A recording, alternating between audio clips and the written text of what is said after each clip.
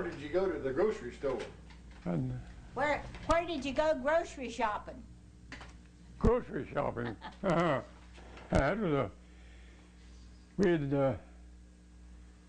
we'd go once a week, and we'd shell corn. I remember as well. We'd shell our corn of an evening and go to Rosedale on Saturday, and we'd always take a bushel and a half of corn to be ground in the meal, and that would do us a week. But it was always a bushel and a half.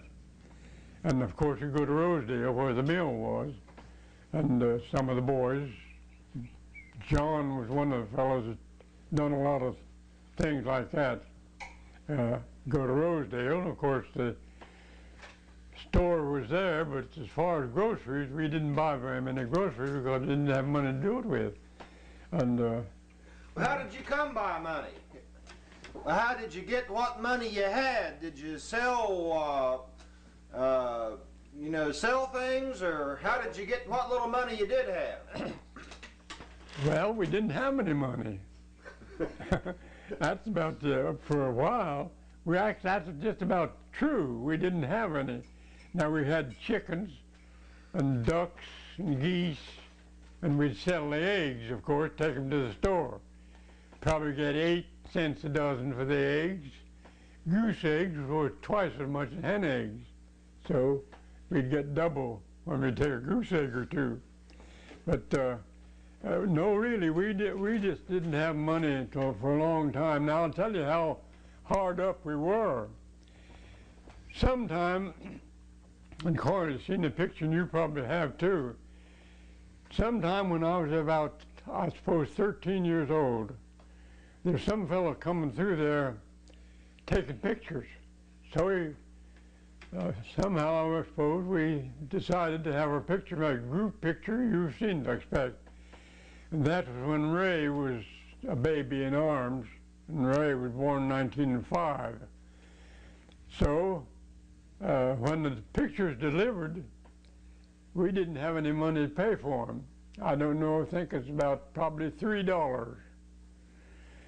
So I was old enough, so I rode up to Boone's, Jordan Boone's home up in the head of Tanner there, and borrowed money from Jordan to pay for the pictures. That's how hard up we were. And that was when Ray was born in 1905. So we really didn't have any. All the money we had, of course, now, after we got the sheep, you see, we had so many sheep, so many fleece of wool to sell. We got our share of the wool, and then when the lambs grew up old enough to take to the market, we got a share of them, you see. And that's what I say, that sort of put us on our feet. And Yeah. we got doing better then, you see. And the boys began to get old enough to work a little, and Uncle Dave always had work in the hay harvesting time.